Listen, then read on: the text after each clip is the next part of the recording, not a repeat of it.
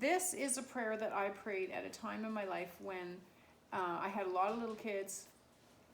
I think Caleb had just turned 7, had 5 little kids, and I was wondering about something. I had an idea, and I didn't really understand if this was a good idea or not. And Nathan, my husband, had this really good friend, Mary Morrison, and she was an amazing prayer warrior, and I had met her a few times before, but I didn't know her really well.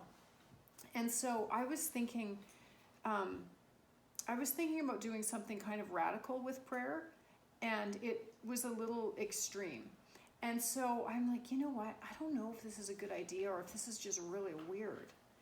I'm even embarrassed to tell you guys what my idea was, because it's such a radical idea. So I thought I would love to talk to Mary Morrison, this lady who prays.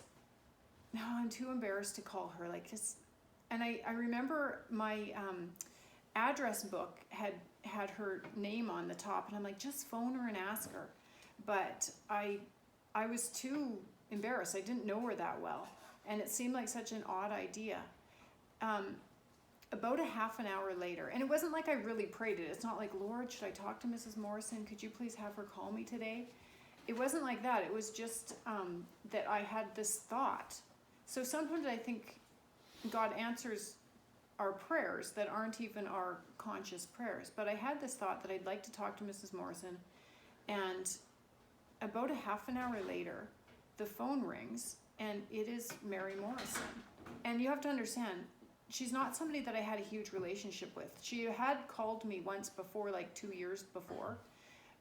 She had taken our family out mini golfing. Like, she liked our family and stuff, but she wasn't a close friend of the family. She was just a friend of Nathan's that I liked, but I didn't know really well. I wasn't super comfortable with just calling her up and asking her something. We had gone out mini golfing with her in the summer. So I'm going to say like 8 months before, we had gone mini golfing with her, and she took our kids out and we had ice cream. You remember that? Mm-hmm. That day that I wished that I called Mrs. Morrison, the phone rang and it was her. And I picked it up. I'm like, Mary, what are you calling me for? And she said, it was the weirdest thing.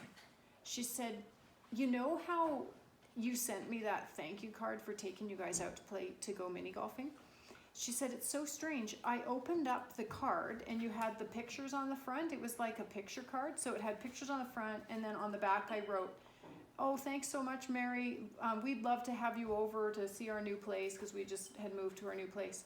She said, when I opened the card, I saw the pictures and I just loved them, and I put it on my fridge. I didn't know that you had written on the back of the card. Today, for some reason, that card fell off my fridge and fell face down on the ground, and I saw that you had written to me, and I just phoned to apologize for not responding. I'm like, that's not why you called me. You called me because I wanted to talk to you today, and I wanted to ask you this question. And so I did ask Mary the question, and it was crazy. I just think that was crazy. Like, maybe it doesn't sound crazy to you guys, but if you can imagine thinking, you know who I'd like to call? This person, this random person. And then out of the blue, that person calls because a card fell off their fridge face down, and she answered my prayer. Unfortunately, my kids were like super crazy. And I remember Caleb like got up on a chair. I'm talking to Mary. Caleb got up on a chair and turned on the stove and like burned his hand. And I'm like, no, the kids were crying and just going nuts. And she's like, do you need to go? No, I'm fine. Because I'm like, God ordained this phone call, and I will not let some silly kid who turns on stoves and puts his hand on it interrupt me. So that was that. So any thoughts on that? Yeah. I have a question. So what was this crazy question or idea that you had? Okay, so, okay, you know Jericho? Yeah. No.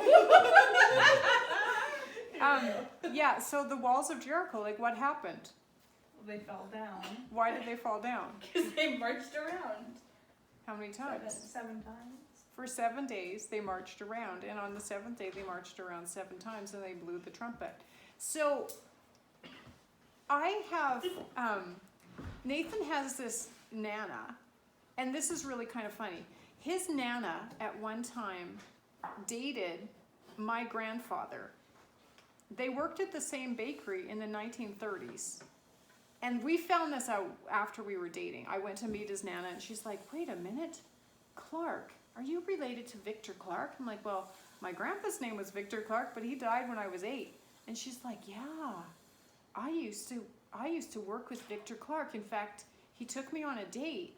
We went out on his motorcycle to soup potholes, and yeah, he religious freak. Like, he just became a Christian. He was really kind of gung-ho about it, and I did not go out with him after that because she still wasn't a Christian. So I really had a soft spot in my heart for Nathan's Nana. I was glad that she didn't end up marrying my grandfather, because then Nathan and I would be brother and sister, but look different.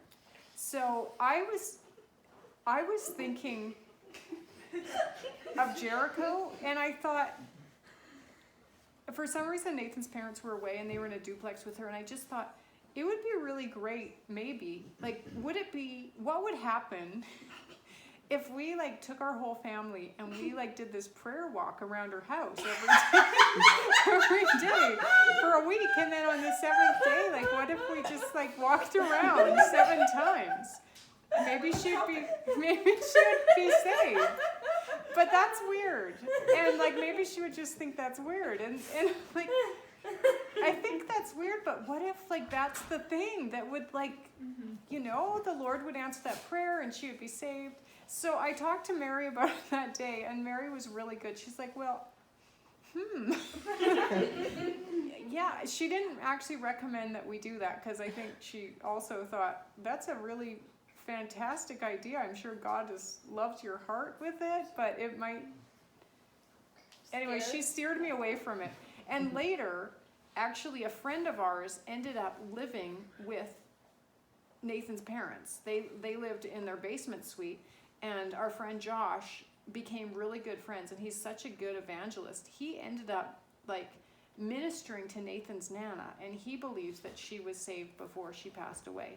So I think, I hope that God answered my prayer, not only with Mary phoning me, but also I hope that that Nana was actually saved. So there you go.